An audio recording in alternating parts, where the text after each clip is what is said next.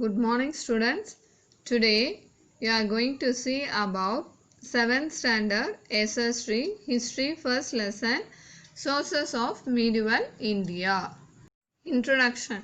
The periods from AD, that is Common Era CE 700 to 1200, and from AD CE Common Era 1200 to 1700 are classified as early medieval and later medieval periods respectively in Indian history. Numerous and varied sources are fortunately available to the historians engaging in the study of medieval India.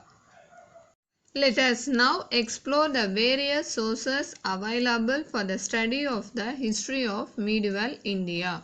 Sources. Sources are the supporting materials, documents or records in the form of evidence that help to reconstruct the past. Again I am repeating, sources are the supporting materials, documents or records in the form of evidence that help to reconstruct the past. Next, let me see about the classification of sources. Sources are classified into two types, primary sources and secondary sources. Primary sources are inscriptions, monuments and coins and the information available in them. Secondary sources are literary works, chronicles, travel acts, biographies and autobiographies.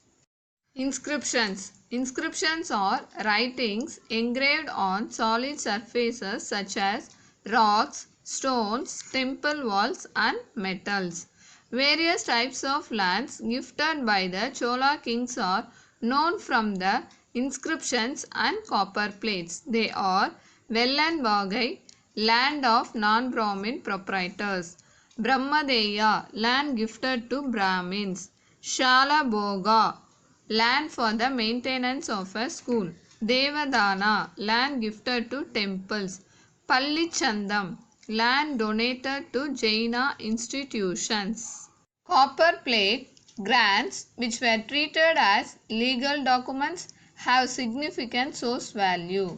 Several copper plate grants issued during the later Chola period, that is 10th to 13th century, record gifts to individual priests or teachers who were Hindu, Buddhist or Jaina, or to persons of eminence. Both the giver and the receiver are very elaborately described. In stone inscriptions, then a beneficence of a donor is recorded. Thiruvelangadu plates of Rajendra Chola I and the unbuilt plates of Sundara Chola are notable examples. Uttiramerur inscriptions in Kanchipuram district provide details of the way in which the village administration was conducted. Next, monuments. Temples, palaces, mosques, tombs, forts, minas and minarets are called by the collective name monuments. The sultans of Delhi introduced a new type of architecture.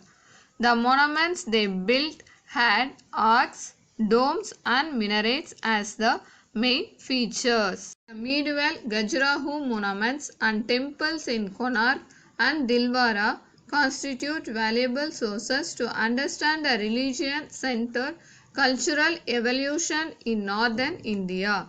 Temples in Tanjavur, Gangaikonda Cholapuram and Tarasuram symbolize the magnificent structures the later Cholas built in Tamil Nadu.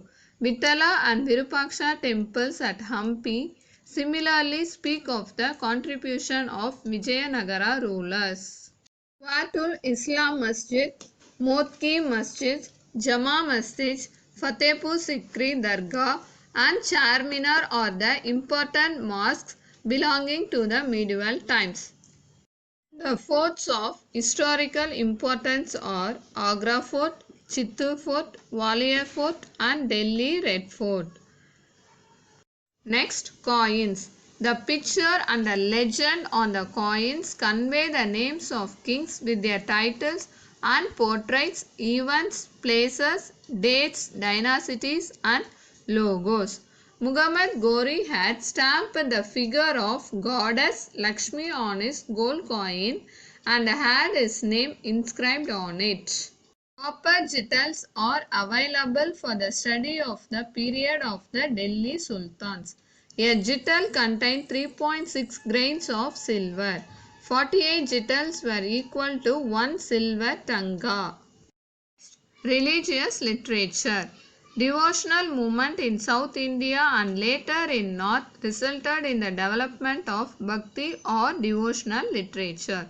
The Chola period was known as the period of devotional literature, and works such as Kamba Ramayanam, Sekira's Periya Puranam, Nalayira Divya Prabandham, composed by 12 Alvas and compiled by Nada Muni, Devaram composed by Appar, Sambandar and Sundarar and compiled by Nambiyandar Nambi, Manika Vasagas Tiruvasagam, all were scripted during the Chola times. Jayadeva's Gita Govindam in 12th century was a follow-up of the Bhakti movement in South India. Kabir Das, a 15th century mystic poet, also had an influence on the Bhakti movement in India. Okay children, next class we will see about books, biographies and autobiographies, travelers and travelegs, glossary of the lesson. Thank you children.